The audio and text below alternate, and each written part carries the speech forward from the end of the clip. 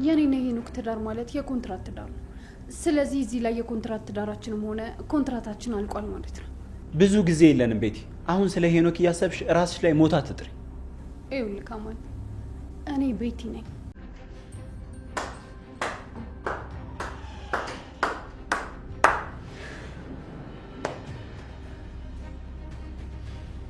ሄኖክ ይገርማል።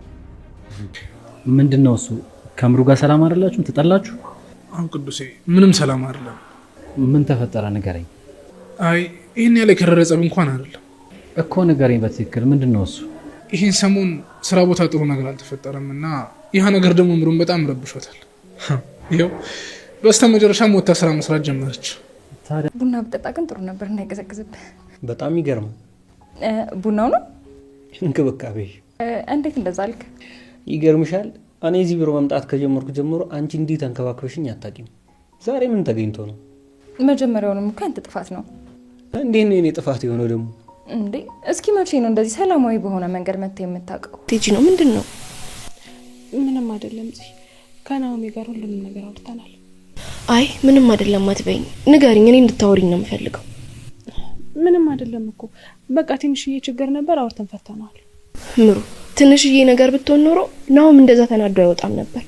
አሁን ይልቅ ንገሪኝና እንማከርበት። ደግሞ ምንም ነገር ሲያወሩት ይቀላል። እሺ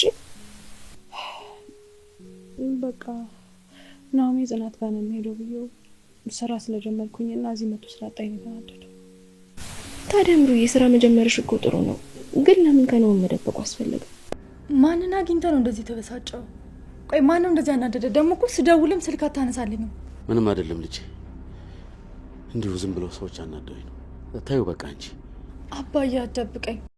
ሰላም ሰላም፣ እንዴት ናችሁ? በያላችሁበት ሰላማችሁ በዝት ይበል። እንግዲህ ያልተጠበቀው ሰውዬ አቶ በላይ መጥቷል። በዛው በእስር ቤት እንዲበሰብስ ነበር ምኞታችን፣ ለጊዜው አልተሳካም። አቶ በላይ ምን ያህል ነው እውነት ያላቸው? የእውነት አላቸው ወይ የሚለውን ነገር እስኪ ዛሬ እንወያይ። ለምን እንደው ታውቃላችሁ፣ አንዳንድ ጊዜ የእናት የአባት ዕዳ ለልጅ ይተርፋል ይባላልና ትክክል ነው ወይ? እንዴትስ ሊሆን ቻለ?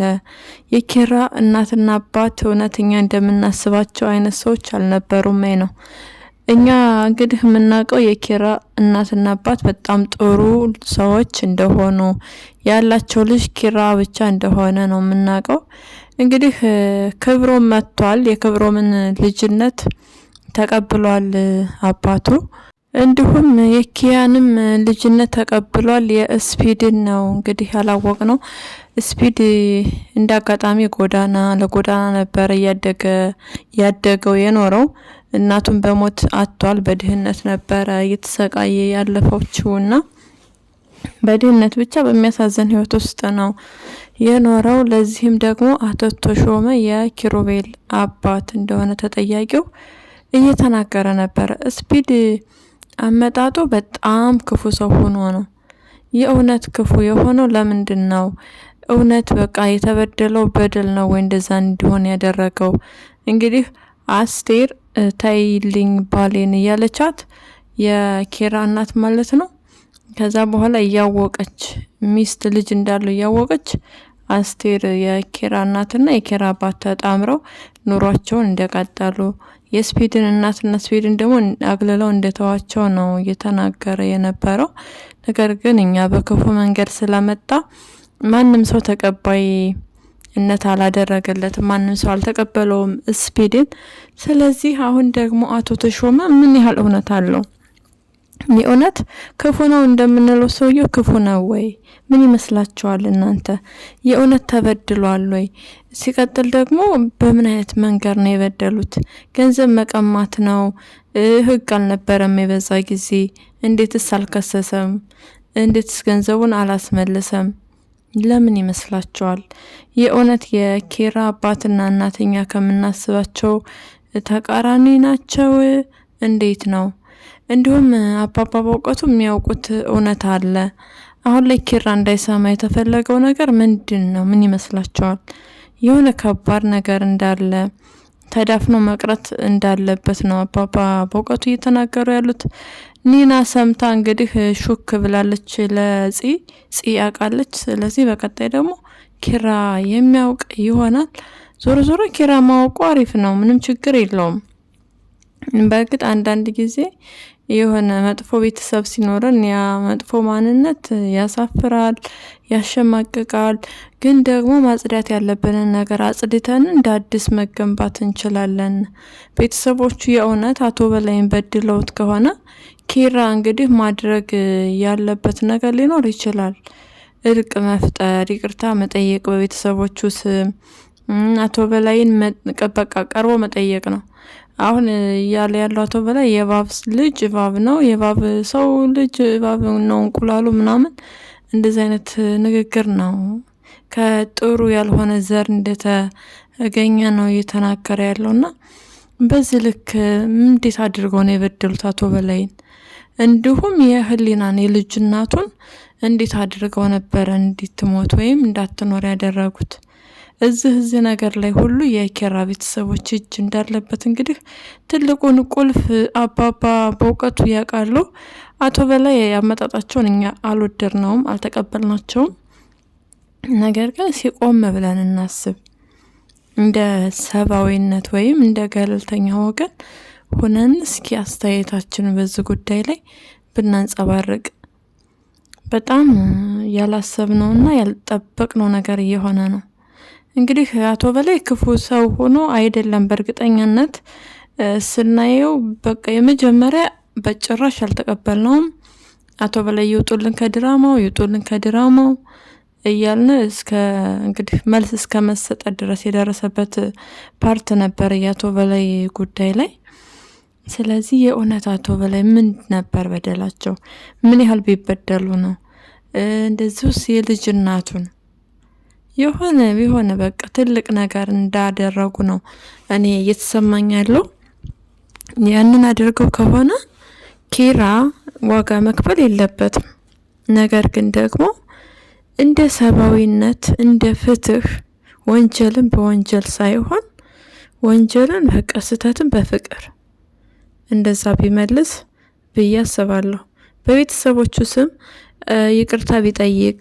አባባ በእውቀቱ እየጸለዩ ነው፣ በጣም ነው እየተጨነቁ ያሉት። ስለዚህ እህቱና የኪራ አባት የሆነ ነገር እንዳደረጉ በጣም ያውቃሉ። ግን ደግሞ ያንን ለምን አደረጉ? የኪራ ቤተሰቦች ሲታዩ በጣም ጥሩ፣ በጣም መልካም ሰው ናቸው። ሳቄታ፣ ተጫዋች። ምን ቢያደርጋቸው አቶ በላይ እንደዛ ሊያደርጉት የቻሉት? ቤቱን ንብረቱን እንደቀሙት፣ ብዙ ነገሩ እድሜውን ሁሉ ነገሩ እንደሳጡን ነው እንግዲህ አቶ በላይ እየተናገረ ያለው። በእርግጠኛነት አቶ በላይ እኛ እንደ አሰብናቸው አይነት ሰው እንዳልሆኑ ነው አሁን ላይ እኔ እየተሰማኝ ያለው። የኪራ እናትና አባት እንግዲህ እስከ ትዳራቸውን እስከ ማጣት ድረስ ያደረሷቸው እንግዲህ አስቴርና አቶ ተሾመ ናቸው ብዬ ነው እኔ እየተሰማኝ ያለው። የሆነ ነገርማ ሳያደርጉት በዚህ ልክ መጓዝ በጭራሽ አይፈልግም። ከስንት አመት በኋላ በዚህ ሰዓት አይመጣም ነበር። እንግዲህ ቁስል ያለበት ሰው ቁስሉ እስካልዳነ ድረስ ቁስሉ መነሳቱ መጠስጠሱ የማይቀር ነገር ነውና ዞሮ ዞሮ ኪራ እንደ ጨዋ ይቅርታ ጠይቆ ቤተሰቦቹ ስም መፍታት ያለባቸውን ነገር መፍታት ነው የሚሻለው ባይነኝ። ገንዘብ እኔ ችግር የለብኝም በቃ እያለ ነው ያለው አቶ በላይ። ለገንዘብ ብቻ ብሎ አይደለም የመጣው። አሁን ላይ ያለችው ልጅ ትልቅ ልጅ ነች፣ ራሷ ስራ አላት፣ ራሷን ሰርታ ማስተዳደር የምትችል ዶክተር ናት። ስለዚህ ገንዘብ የእውነትም በቃ ላይ ያሳስበው ይችላል። ገንዘቡን ለማግኘት ብሎ ላይሆን ይችላል። ግን ደግሞ በግፍ ገንዘቡን ተነጥቆ እንደዚሁ ትዳሩን በጣም ከባድ ግፍና በደል እንደደረሰበት እንግዲህ ቢያንስ ልንረዳ ይገባል እንደ ሰብአዊነት። አሁን ላይ አማን ወደ አቶ በላይ ተመልሷል። አቶ በላይ ይቅርታ አድርጎለታል። ይቅርታ ያደረገለት ግን ለራሱ እንደፈለገ ወደ ቀኝ ወደ ግራ የሚጋለብ ፈረስ እንዳደርገውና እሱንም በሶስት አለንጋ አንድ ላይ መግረፍ ነው ብሏል። ለመልካም ነገር አይደለም ይቅርታ ያደረገልን፣ ነገር ግን እንደነገርኳችሁ እንደፈለገ ወደ ቀኝ ወደ ግራ ለማሽከርከርና ለመንዳት ነው። ከዚህ ሁሉ ነገር አማን እጅና እግርን ስብስብ አድርገህ ብትኖር በጣም መልካም ነገር ነበረ። እንደ ጠየከው እንግዲህ የመለሰልህ መልስ እሺ ነው። እሺ ይቅርታ አድርጌልሃለሁ ብሎ ተቀብሏል። ስለዚህ ከጀርባ የሆነ ነገር አለ። ከጀርባም ሌላ ብዙ ሰዎች እንዳሉ ነግሮታል። እውነት ነው፣ ብዙ ሰው አለ። ልጁ አለች። ልጁ እስካሁን እንድትታወቅ አልፈለገም። አቶ በላይ ልጅ እንዳለው አሁን ላይ የሚያውቀው መርማሪ ጆ ብቻ ነው። ከዛ ውጭ የሚያውቅ አካል የለም። ሄኖክና እንዲሁ ቤቲም እነሱ ምንም የሚሰማቸው ስለሌለ ተቀባይነት አይኖራቸውም በየትኛው መንገድ ቢሄዱ። በስተመጨረሻም ከነ ሄኖክ ቤት ገብቶ እንግዲህ አንተ ትገላት ወይስ አንቺ ትገዩ? አቤት ተንኮል! አቶ በላይ ግን በጣም ነው እንደመሳለቅ የሚወዱት። አስባችሁታል? በጣም ነው በቃ እየተጫወቱባቸው ያሉት። ነፍሳቸውን እንግዲህ በምድር እያስጨነቋት ነው። ቤት የማትታቀብም ከስተቷ መቼም የማትማልሽ ስራዬ ብላ ከኪራ እንግዲህ ልትተኩስበት የነበረ ሴት ነች።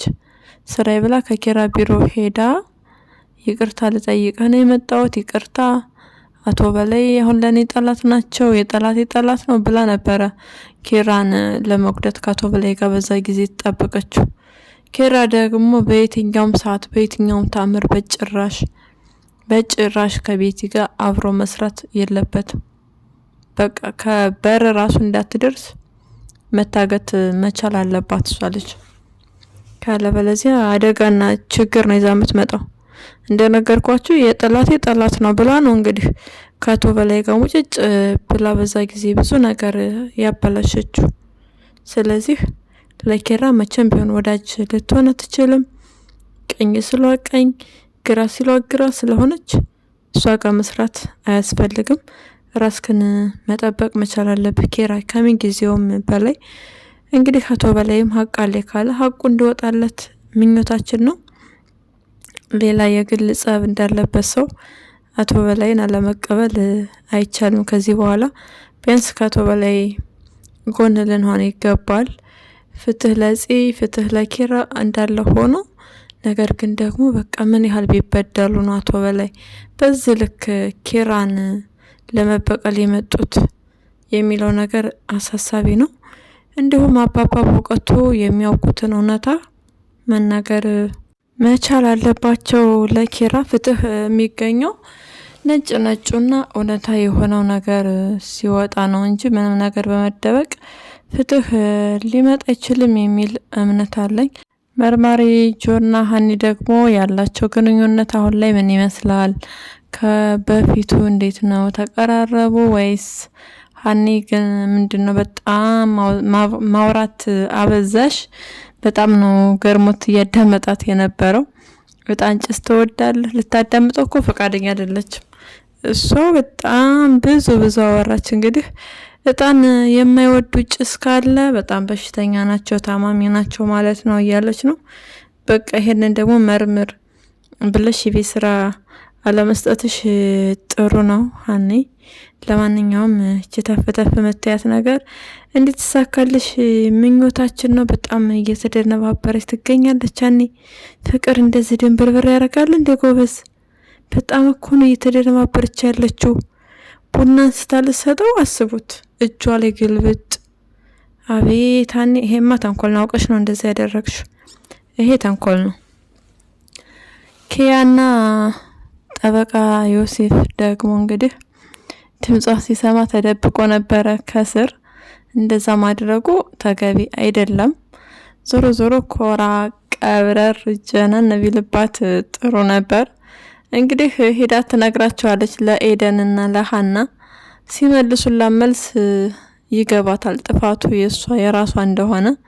እሱ ማግኘት እሱ በቃ ሊያገኛት እንደማይፈልግ ምክንያቱም አድክማዋለች። ምንም በቃ ፈቃደኛ አይደለችም እሱ ጋር ለመሆን። ስለዚህ ለማላገኛን ነገር ለምን እለፋለሁ ብሎ ተስፋ ቆርጦ ነው ያለው። አሁን እንግዲህ ይቅርታ ይጠይቃታል። ደግሞ በይቅርታ ስም መሟዘዝ እንደ አዲስ ማገርሸት ምናምን ስሱ ነገር አለ። ነገር ግን እንዴት ነው ኮስተር ማለት እንጂ ወንበር ስር መተኛ ተረ እሷ እንዳለ ከጠረጴዛ ስር ስላረጋገጠች በር ዘጋች። ከዛ ከፈተች ዘጋች። እንደዛ ስታረግ ሄደች ተመስገን ብሎ ሲወጣ ተይዟል። በጣም ይገርማል እኮ እንደዚህ ማድረግህ አስፈላጊ አልነበረም። እውነቱን መናገር ነበረብህ። ጓደኝነት ካልፈለግም ብለህ ብትናገር አሪፍ ነበር። ኪያ ደግሞ ምንድነው አንዴ ራቁኝ አንዴ ቅረቡኝ እያልሽ የሰውን ልብ ከፍ ዝቅ ማድረግ የለብሽም። ምሩና ናሆም እንግዲህ ተጨቃጭቀውም ቢሆን እውነታውን አውቋል። ምሩዬ ከዚህ በኋላ መቼም እንደዚህ አይነት ነገር እንደማታረጊ ተስፋለን። ስራ መስራትሽ መልካም ነገር ሆኖ ሳለ ነገር ግን መደባበቁ በጭራሽ አያስፈልግም። እንግዲህ ጺም መከራት አለኝ ህፃኗን ከጽናት ጋር እየተወች ሰው ጋር እየተወች ምናምን እንደዛ ነው የምትሄደው። በቃ ስራ ከፈለግሽ ደግሞ ሰራተኛ ማምጣት ትችያለሽ። ምክንያቱም እስከመቼ ልጅን ያዙልኝ ምናምን ብለሽ የማይሆን ነገር ስለሆነ ዞሮ ዞሮ በግልጽ መነጋገር ነው መቻል ያለብሽ ምሩዬ። ሁል ጊዜም ቢሆን ለምትፈልጊው ነገር ባልሽን ማማከር ከባልሽ ጋር ማውራት ግዴታ ነው ብዬ ስለማምን ነው። ስለዚህ ምንም ነገር ለማድረግ ስትፈልጊ ባልሽን ማማከር እንጂ መደባበቅ አይጠበቅብሽም። መልካም ስራ እንዲሆንልሽ ምኞታችን ነው። ስራሽን በቀጣይ የምናይ ይሆናል። መቼም ስራ ቦታ አዲስ ነገር ምናምን አይጠፋም። እሱንም እናያለን። የማማን ድምጽ ደግሞ ዛሬ ሰምተናል። ቴንኪው ስላሰማችሁን ድምጿን ስታለቅስ ማየት እንፈልጋለን። ፍትህ የሚሉ ብዙ አስተያየቶች አሉ። እኔም ጠቅላላ አርጌ አዎ ማየት እንፈልጋለን። ፍትህ ለተመልካች በቃ ለተመልካች ክብር ያስፈልጋል። ስለዚህ ያሳዩን ማየት እንፈልጋለን። ለዛሬ ያስኩላችሁ ቪዲዮ ይህን ይመስላል። በሌላ ቪዲዮ እስክንገናኝ መልካም ጊዜ እንዲሆንላችሁ ተመኘው። ለቻናሌ ደግሞ አዲስ ከሆናችሁ ሰብስክራይብ፣ ላይክ፣ ሼር እንዲሁም ኮሜንት በማድረግ ቤተሰብ ሁኑ። ሀሳብና አስተያየታችሁን ኮሜንት ላይ ጻፉልኝ። ስለምትሰጡኝ ደግሞ ሀሳብና አስተያየት ከልብ አመሰግናለሁ።